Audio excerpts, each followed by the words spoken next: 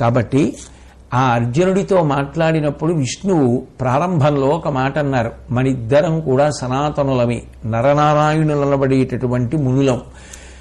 ఈ లోకము యొక్క హితము కోరి భూమి మీద అవతరించి నిరంతరము ధర్మ సంస్థాపన చేస్తూ ఉంటాం.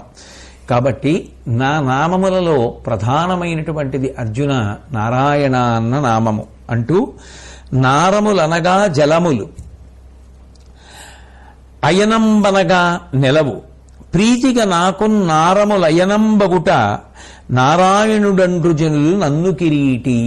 ఓ అర్జున, నాకు నారాయణ అని పేరు రావడానికి కారణమేమి అంటే, నారములనగా జలముల పేరు. నారములు అంటే నీళ్లు అని అర్థం, నీళ్లని నారములు అని పిలుస్తారు.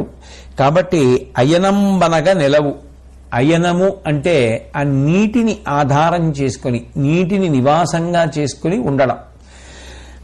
ప్రీతిగా నాకు నారములయనంబగుటను, నేను ఎంతో సంతోషంగా నీటి యందు ఉంటాను కాబట్టి నాకు నారాయణ అన్న పేరు వచ్చింది. నారాయణుడండ్రు జనులు నన్ను కిరీటి, నన్ను నారాయణ అన్న పేరుతో జనులందరూ కూడా పిలుస్తూ ఉంటారు. అట్లాగే వసియింతునే జగములన్, వసించున్ జగములెల్ల నాయందిమ్మెయి, పొసగి వెలుంగుచునుండుట అసదృశగుణ, వాసుదేవుడనగ బరగుదున్. లోకములన్నీ నాలో ఉంటాయి, నేను లోకములన్నిటిలో ఉంటాను. విశ్వం విష్ణు, నిజానికి ఆయన కానిది ఏదీ లేదు. హరిమయము విష్ణువంతై, హరిమయము విశ్వమంతయు, హరి విశ్వమయుండు, హరిమయము కాని ద్రవ్యము పరమాణువు లేదు వంశ పావన వింటే అంటారు శుకబ్రహ్మ భాగవతంలో. అట్లా ఈ జగత్తంతా విష్ణువు చేత నిండిపోయింది, విష్ణువు యందు జగత్తు పరివ్యాప్తమైపోయింది. కాబట్టి అట్లా ఉన్నటువంటి కారణం చేత నన్ను వాసుదేవా అని పిలుస్తూ ఉంటారు. అందుకని నాకు వాసుదేవుడు అనేటటువంటి పేరు వచ్చిందయా అర్జున. అట్లాగే ఈ రోదసి కుహరమంతా కూడా నేను పిక్కటిల్లి ఉంటాను. ఈ జగత్తునంతటినీ కూడా ఆక్రమించి ఉన్నవాడను నేనే. అంటే వ్యాపకత్వము చేత దేనిని మినహాయించకుండా అన్నిటి యందు నేనే నిండి నిబిడీకృతమై పరివ్యాప్తమై ఉన్నాను. అందుకే దృశ్యతే శ్రూయతేపి వా, ఏది చూస్తున్నామో దాంట్లో, ఏది వింటున్నామో దాంట్లో, కంటితో ఏది చూస్తున్నామో దాంట్లో అంతటా పరివ్యాప్తమైపోయినటువంటి వస్తువు ఏది ఉన్నదో, ఏ చైతన్యం ఉన్నదో దానికే విష్ణువు అని పేరు. అది లేని ప్రదేశం లేదు, కాబట్టి నన్ను విష్ణువు అని పిలుస్తారు. అట్లాగే దమమునాగల ఉత్తమ ధర్మమెడద అలవరేచి నన్ను కామించు ఆర్యజనము, దివియు భువియు నా నడుమన తేజరిల్లు, అట్టులగుట దామోదరుడండ్రు నన్ను. ఎవరైతే ఇంద్రియ నిగ్రహము అనబడేటటువంటి గుణంతో ప్రకాశిస్తూ ఉంటారో అటువంటి వారే నన్ను ధ్యానం చేస్తూ ఉంటారు. దమము కలిగినటువంటి వారి చేత ధ్యానము చేయబడుతూ ఉంటాను. ఊర్ధ్వలోకము భూలోకము, ఈ రెండు లోకములు కూడా నా ఉదరమునందే ఉంటాయి కాబట్టి నన్ను దామోదర అని పిలుస్తూ ఉంటారు. కాబట్టి ఇంద్రియ నిగ్రహము లేని వారు అసలు నన్ను ధ్యానము చెయ్యడం అనేటటువంటి మాటే అన్వయమవదు. ఎవరు ఇంద్రియ నిగ్రహము కలిగిన వారో అటువంటి వారి చేత ధ్యానము చెయ్యబడతాను కాబట్టి దామోదర అను నామము రావడానికి ప్రధాన కారణం. కాబట్టి దమము నా గల ఉత్తమ ధర్మ మెడద నలవరిచి నన్ను కామించు అర్యజనము. రెండవది దివియు భువియు నా నడుమున తేజరిల్లు. ఈ ఊర్ధ్వలోకము భూలోకము రెండూ నా యొక్క గర్భమునందు ఉన్నాయి కాబట్టి నాకు దామోదరుడని పేరు వచ్చింది. అట్లాగే అన్నమును జలంబు అమృతంబు వేదంబు పృష్ణి ఎనగ నొప్పు పేరబరగు, అది మదీయ గర్భమగుట విద్వజ్జనులనగా పృష్ణి గర్భుండండ్రు నన్ను. అన్నము నీళ్లు అమృతము వేదము ఈ నాలుగిటిని కలిపి పృష్ణి అని పిలుస్తారు. అన్నము నీళ్లు శరీరం నిలబడడానికి కారణమైతే వేదం ప్రమాణంగా తీసుకుని చేసిన అనుష్ఠానం చేత అమృతత్వాన్ని పొందుతారు. కాబట్టి అన్నము, నీళ్లు, వేదము, అమృతము అనబడేటటువంటి నాలుగిటిని కలిపి పృశ్ని అని పిలిస్తే ఆ పృశ్ని అనబడేటటువంటి ఈ వస్తు సంచయము గర్భమునందు ఉన్నవాడను కాబట్టి పండితులందరూ కూడా, విద్వాంసులందరూ కూడా నన్ను పృశ్ని గర్భుడు అని పిలుస్తూ ఉంటారు అర్జున అని చెప్పి, ఈ సూర్యకిరణములు, చంద్రకిరణములు, ఈ కిరణములన్నీ కూడా నా యొక్క కేశ సమూహం. అంతేకాదు, కాంతి చేత దీప్తివంతములైనటువంటి అగ్నికిరణములు కూడా నా యొక్క కేశములే. కాబట్టి పెద్దలైనటువంటి వారు నన్ను కేశవ అన్న నామంతో స్తుతి చేస్తూ ఉంటారు. కాంతులన్నీ నా కేశములై ఉన్నాయి. అటువంటి నన్ను లోకం అనేక నామాలతో కీర్తిస్తూ ఉంటుంది. కాబట్టి నేను ఈ సూర్య చంద్ర రూపాలతో ఎల్లవేళలా కూడా లోకానికి మేలు చేస్తూ ఉంటాను. పగటి వేళ సూర్యరూపంతో ఉండి లోకానికి చైతన్యాన్ని అందించి అన్నం దొరకడానికి, ప్రజలు బ్రతకడానికి కారణమవుతున్నాను. అట్లా నేను రాత్రివేళ చంద్ర స్వరూపంతో ప్రకాశిస్తూ నా కిరణముల ద్వారా ఓషధీతత్వాన్ని అందించి లోకమునకు ప్రసన్నత్వాన్ని ఇస్తూ ఉంటాను. నేను చేసేటటువంటి మేలు దృష్టిలో పెట్టుకుని నాకు అనేకమైనటువంటి ఉత్కృష్టమైన నామములు ఏర్పడ్డాయి. పరమవరద, లోకభావనేశ్వర, ఋషికేశ నామకముల హీన చిత్త అనియు మరియు ఇట్టులను యాగముల భాగమాహరింతుగాన హరియునండ్రు. నేను లోకమునకు విశేషమైనటువంటి ఉపకారాన్ని చేస్తూ ఉంటాను కాబట్టి, వరములను ఇస్తూ ఉంటాను కాబట్టి నన్ను వరదుడు అంటారు. అట్లాగే లోకభావనుడు అంటారు. తిరుగులేని శాసనము కలిగినటువంటి వాణ్ణి కాబట్టి ఈశ్వరుడు అని పిలుస్తారు. ఇంద్రియములకు అధిపతిని గనక నేను హృషీకేశుడు అన్న పేరుతో కూడా ప్రసిద్ధమవుతాను. ఆ హృషీకేశుడు అనేటటువంటి పేరు ఉన్నటువంటి కారణము చేత లోకమును అనుగ్రహించి మేలు చేస్తూ ఉంటాను. అట్లా అనేకమైనటువంటి యాగాలలో ఇవ్వబడినటువంటి హవిస్సులను స్వీకరిస్తూ ఉంటాను కాబట్టి నాకు హరి అని పేరు వచ్చింది.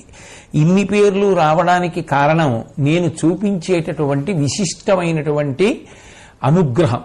లోకానికి నిరంతరము శుభ పరంపరలను ఒసగుతూ ఉంటాను కాబట్టి నాకు ఇన్ని రకములైనటువంటి నామధేయములు ఏర్పడ్డాయి అర్జున, తెలుసుకో అని చెప్పి ఆయన గోవు అన్న మాటకి అర్థం కేవలము ఆవే కాదు, గోవు అంటే భూమి కూడా. దానిని నిరంతరము కాపాడుతుంటాను కాబట్టి నాకు గోవిందుడు అని పేరు. ఈ భూమికి ఏ హాని జరిగినా నేను అంగీకరించను. ఈ భూమి నాది కాబట్టి భూమిని రక్షిస్తూ ఉంటాను. భూమికి భారము అధికమైతే, అధర్మము పెచ్చరిల్లినా, పాపము పెరిగిపోయినా అవతార స్వీకారము చేసి మళ్ళీ భూభారమును తగ్గిస్తూ ఉంటాను. అట్లాగే నా శరీరము రోమరహితంగా ఒప్పారుతూ ఉంటుంది కాబట్టి నాకు శిపివిష్టుడు అని ఒక పేరు వచ్చింది. నేను కర్షణక్రియ చేస్తూ ఉంటాను. అంటే భూమి దున్నడం అనేటటువంటి కార్యాన్ని చేసిన కారణం చేత, నల్లని రంగుతో ప్రకాశించినటువంటి కారణం చేత నన్ను కృష్ణుడు అని పిలుస్తారు. నాకు సత్, అసత్ రెండూ కూడా నాయందే ప్రకాశిస్తూ ఉంటాయి. ఈ రెండు నాయందే ప్రకాశించినటువంటి కారణం చేత నాకు సత్యుడు అని ఇంకొక పేరు వచ్చింది. ఇక పుట్టుక అనేది నిజానికి నాకు లేనీ లేదు. జన్మకర్మచమే దివ్యం ఏవం యో విత్తి తత్వతః. కాబట్టి నా జన్మ, నా కర్మ దివ్యములు. అసలు నిజానికి నేను జన్మించవలసిన అవసరమే లేదు. కానీ నాకు నేనుగా సంకల్పం చేసుకుని కేవలము ధర్మ సంస్థాపనార్థం ఆవిర్భవిస్తూ ఉంటాను. కాబట్టి జన్మలేనివాడను కాబట్టి నాకు అజుడు అని పేరు. అసలు పుట్టనటువంటి వాడు, పుట్టవలసిన అవసరం లేనటువంటి వాడు, మరణము అనబడేటటువంటి దాన్ని పొందవలసిన అగత్యము అసలే ఉండదు. కాబట్టి నాకు లోకంలో క్షయము లేని వాడిని కాబట్టి అధోక్షజుడు అని ఒక పేరు. కాబట్టి ఇట్లా నాకు విశిష్టమైనటువంటి నామములు కొన్ని ఏర్పడ్డాయి.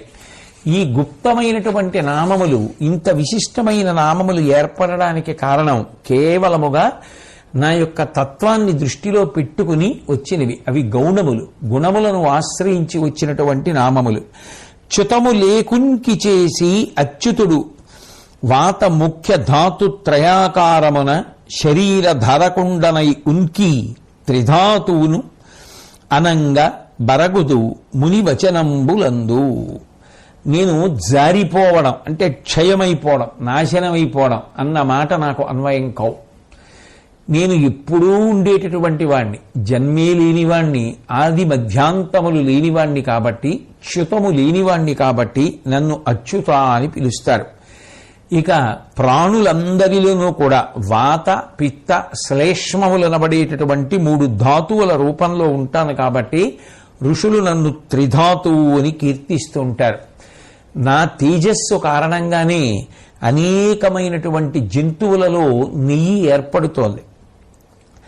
ఆ నెయ్యి ఏర్పడినటువంటి కారణం చేత అది ప్రాణులందరికీ కూడా ప్రాణధారకమవుతోంది. నెయ్యి అంత గొప్పది. అటువంటి ఘృతము జంతువుల యందు స్రవించడానికి నేను కారణమవుతున్నాను కాబట్టి అవి నెయ్యితో కూడుకున్న పదార్థములను ఇవ్వగలిగినవై, అవి ఇచ్చిన పదార్థం నుండి నెయ్యి వస్తోంది. పాలిస్తే పాలలోంచి నెయ్యి వస్తోంది కాబట్టి అట్లా నెయ్యి రావడానికి నేను జంతువుల యందు కారణభూతుడనై ఉన్న కారణం చేత నన్ను ఘృతార్చి అని పిలుస్తారు. అట్లాగే ధర్మమునకే వృషము అని ఒక పేరు. నేను ధర్మమయుడను. ఎక్కడ ధర్మం ఉంటుందో అక్కడ నేనుంటాను. ఎవరు ధర్మానుష్ఠానం చేస్తూ ఉంటారో వారిని నిరంతరం కాపాడుతూ ఉంటాను. ధర్మము కన్నా ప్రీతిపాత్రమైన విషయము నాకు వేరొకటి లేదు కాబట్టి నాకు వృషుడు అని పేరు కలిగింది. ఆది మధ్యాంతములు నాక నరయలేమినై అనాది అమధ్యుడు అనంతుడనక చెల్లు పేళ్లులు శుచులు నా చెవులకింపులగుట మునులు శుచిశ్రవుడు అంటునన్ను. నాకు ఆది లేదు, ఇదిగో ఆయన ఇప్పుడు పుట్టాడు, ఇప్పుడు ఉన్నాడు అని చెప్పడానికి, ఒకప్పుడు ఉన్నాను అని చెప్పడం, నాకు జన్మని నిర్ణయించడం ఎవరికీ సాధ్యం కాదు. సనాతుడను. అన్నీ ఎప్పుడున్నాయని చెప్తారో అంతకన్నా ముందు నేనున్నాను. అందుకే నాకన్నా ఇక సనాతనమైనవి ఉండే అవకాశం లేదు కాబట్టి సనాతనమైనవన్నింటికీ సనాతనుణ్ణి నేనే. కాబట్టి ఆది లేదు, మధ్య లేదు, అంతము లేదు. అచ్యుతాది నామములు ఇతపూర్వమే చెప్పి ఉన్నాడు స్వామి. కాబట్టి ఆది మధ్యాంతములు లేనివాణ్ణి కాబట్టి లోకంలో అందరూ కూడా నన్ను అనంతుడు అన్న పేరుతో కీర్తిస్తూ ఉంటారు. అట్లాగే నేను మంచి పలుకులు, శుచి కలిగినటువంటి పలుకులు, సారవంతమైనటువంటి పలుకులు, ధర్మ ప్రతిపాదితములైనటువంటి పలుకులు, శృతి అంగీకరించినటువంటి పలుకులు ఏవి ఉంటాయో అటువంటివి వినడానికి ఇష్టపడుతూ ఉంటాను కాబట్టి నన్ను శుచిశ్రవుడు అని మహర్షులు కీర్తిస్తూ ఉంటారు. లోకాన్నంతటినీ కూడా చైతన్యవంతం చేసేది నేనే కాబట్టి నన్ను విరించుడు అని పిలుస్తారు. ఇంత చైతన్యము లోకమునందు ప్రకాశిస్తోంది అంటే, ఇన్ని ప్రాణులు ఇంత సంతోషంగా తిరగగలుగుతున్నాయి అంటే అన్నిటిలో ఉన్నటువంటి ఆ ప్రాణశక్తిగా, అంతఃశక్తిగా, చైతన్య శక్తిగా ప్రవహిస్తున్నటువంటి వాడను నేనే.